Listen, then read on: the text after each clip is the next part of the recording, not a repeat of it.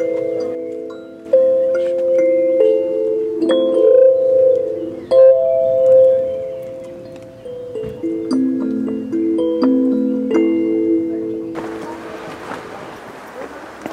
here, this is the corner, and then eastern slope continues.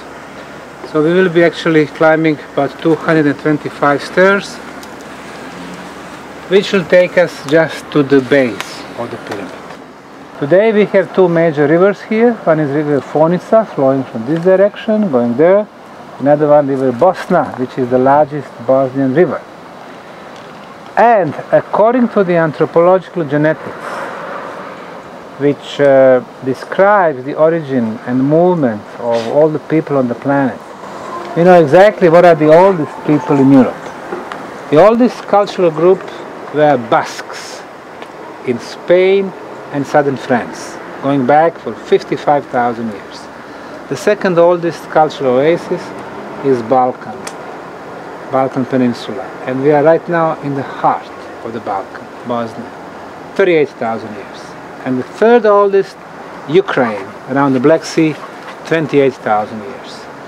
So, if we had presence of intelligent man for 38,000 years, if we had food and water and the construction material and the pleasant climate, fertile land, it means that we had all the elements for the potential civilization.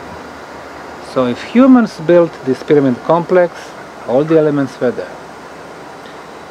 The only thing is, we don't know what happened to the intelligent man today. Okay, let's move on.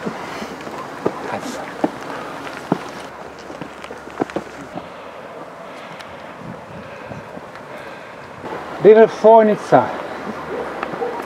The springs are 20 kilometers from here, and the gold mines, gold, important element, flowing to the left, and below the second bridge, River Bosna is coming from another direction, and then from there it continues as River Bosna, flowing to the north, which is the largest Bosnian river. And you always had civilizations by the big rivers. Remember the Egypt, River Nile, the same thing in China, Mexico, Peru, and other countries. Wherever they had pyramids, there are always major rivers involved. Just in our case, besides those two rivers, we have a lot of underground water flows. So water was a very important element for the pyramids to work. Now when we think about the construction materials, in Egypt they used limestone to build the pyramids and granite. Limestone, they had 4 quarries in Cairo. It was very close. But granite they had to use from Aswan, 900 kilometers to the south. The biggest block in Giza pyramids is the one in the Khafre, the second largest pyramid, reaching 220 tons. Now imagine carrying 220 tons in Aswan, moving it across the desert to River Nile, as the story goes, to those wooden barges, and then with the River Nile all the way to the north to today's Cairo, and then from there again desert to the Giza plateau. That was a logistic nightmare, and they built a very similar wooden boat like they could find on hieroglyphic writings. 2 tons block, and the barge sunk to the bottom of the River Nile.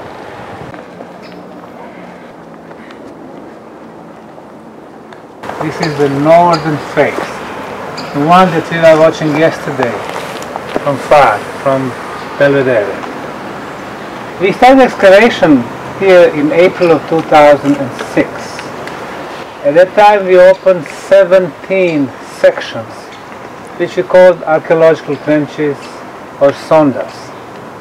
Until that time, everything was covered by soil and vegetation. So what we did, we removed the trees, we removed the bushes, we started digging, we removed about 1 meter of soil. And what we found below This was the first block that we discovered. Now this block is rectangular in shape. It's about 4.5 meters long, 1.5 wide, and 45 centimeters thick. It has 7 tons. It has flat top, break at 90 degrees, flat side, another break at 90, flat bottom, shortly 6 flat sides, and 6 times 90 degrees. Obviously, it hasn't been made by the Mother Nature, but by intelligent hands. Mother Nature can make one side flat. Let's say glaciers. They make one side flat, but not 6 of them. Next to this block is another one. You see how this one starts at half length of the first one. Why would somebody lay the blocks like this? Well, because of structural stability. If you put them one next to each other, they collapse easier. But if you put them this way, then they are more durable. First, second, third.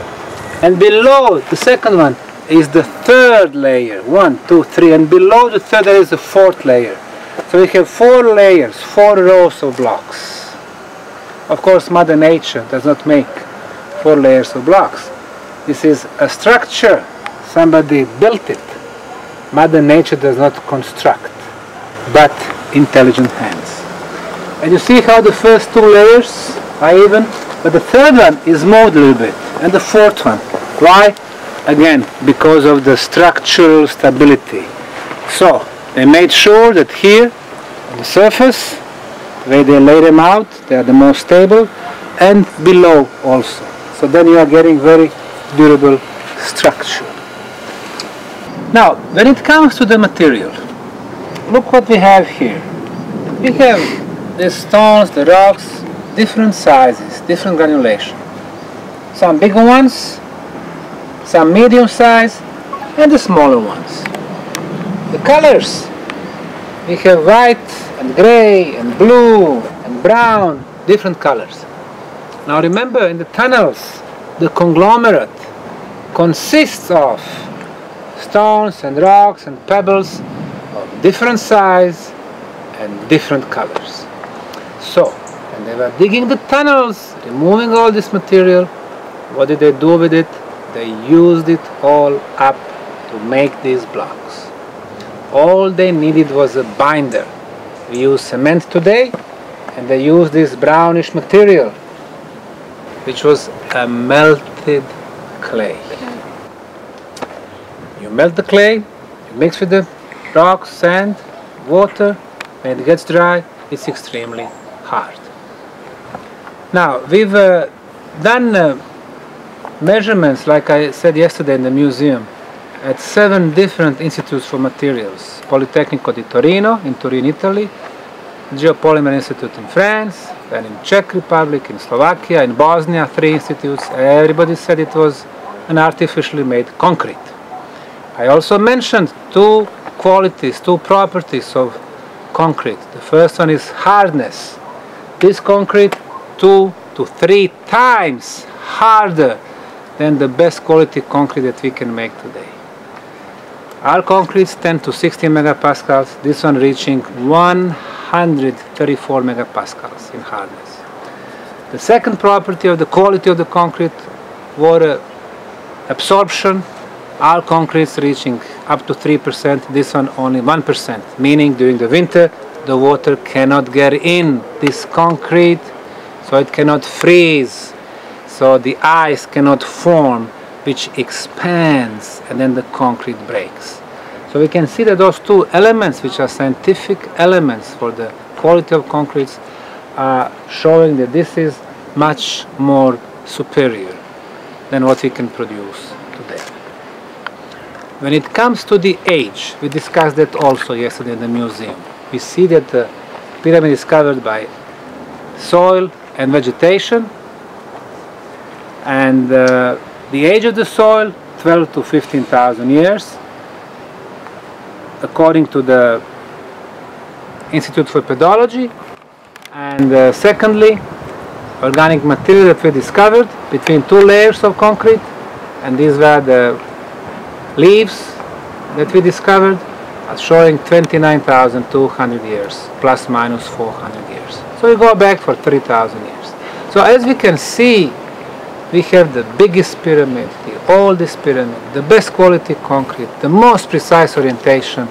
Today we visited tunnels again, the most extensive underground tunnel labyrinth from the ancient times. Everything we touch here changes the history forever. Let's go and see one more location. So how did they get it into the block form? Did they do it here on site, or did they... What do you think? Hard to say. They probably poured the concrete on the site.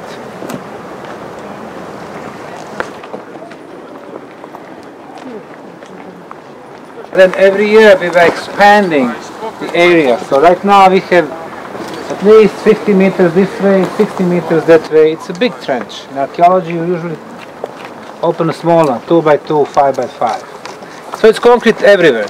Here it's even more visible how they made the concrete. So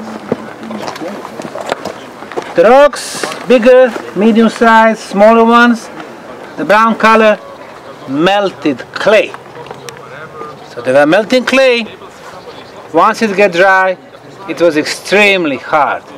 So when the concrete breaks during the earthquakes, we can see that the binder was so strong, then the break is on the rocks themselves. So they had a good method to get the best quality concrete. How did they make this section? Going from down, they most probably poured the first section here. You see the straight line? The first section here. And then they came in the second section where you have those two straight lines, going a little bit below the first one. And then the third section going under the second one. And then the fourth section going under the third one, creating a series of steps. So when the blocks are a little bit below the next one, meaning in the case of the earthquakes, they don't collapse, but they remain. And now we have a good opportunity to meet with our volunteers. This will be our 6th shift this summer. We have 2 shifts every month. They last 11 days. We will have 2 more in September, 7th and 8th. Let's go and see what they do. Thank you for helping us. You're opening a new trench. Yep. This is a historical moment. Hoping to find more concrete. Generally, the reason why we go everything manually is to see if there are any artifacts, any pottery. But in this particular case, this is the northern face of the pyramid, we are not finding any, and we know that. This particular structure was used in the past by other cultures, for example 2,800 years ago by Illyrians. But they had a little settlement on the top of the pyramid and on the western side where this terrace is. During the ancient Roman times there was a small Roman place because the top of the pyramid has a commanding view. So they had a little post there. During medieval times, from 12th to 16th century, there was a small fortress, which was rather important for the Bosnian history because 3 Bosnian kings were coming here occasionally and some other rulers before them. But in the construction aspect, it was a very small fortress, 20 by 40 meters. And since Ottomans came 500 years ago, it's been neglected. And basically, it went to ruins. Only 4 years ago, the Bosnian government decided to reconstruct the fortress partially. And for those of you who went to the top, you were able to see those walls. They were from 4 years ago. And probably they're not even close to what it was originally, because they never used cement in the Middle Age. But we are walking here 400 meters away, and then we are finding concrete of the best quality. It had nothing to do with Middle Age, or Romans, or Illyrians, but it's much, much older. It's a great thing to see you coming, and I am so proud on every one of you. And our good guys like Aydin and Tariq, and they've been here for years now.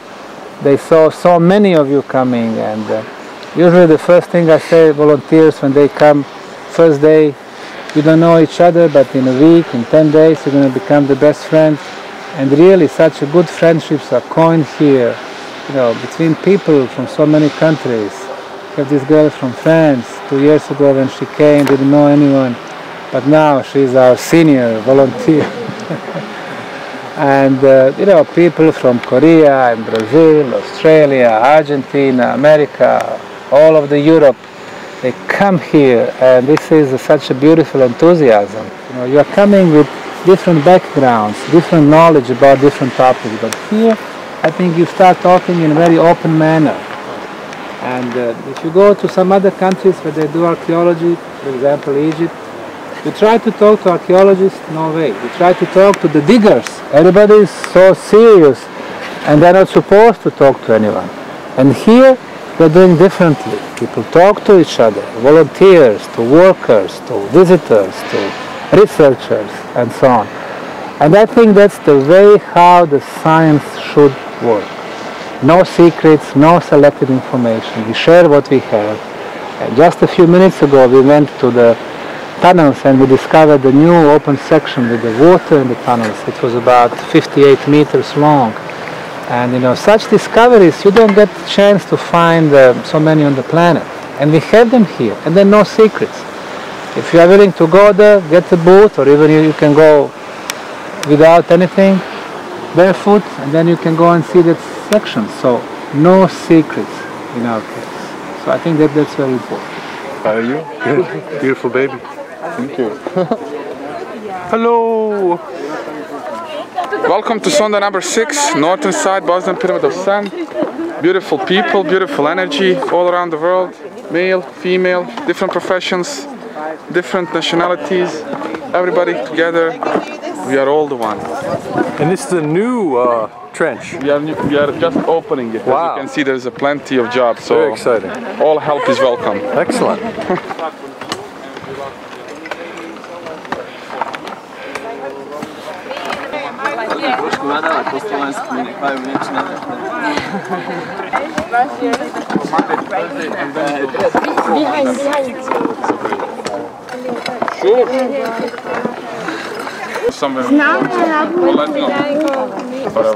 Kako ste?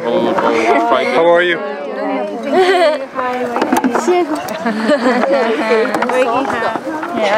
Hello puppy, hello there. Dobro. Okay. If somebody can cover you up for the...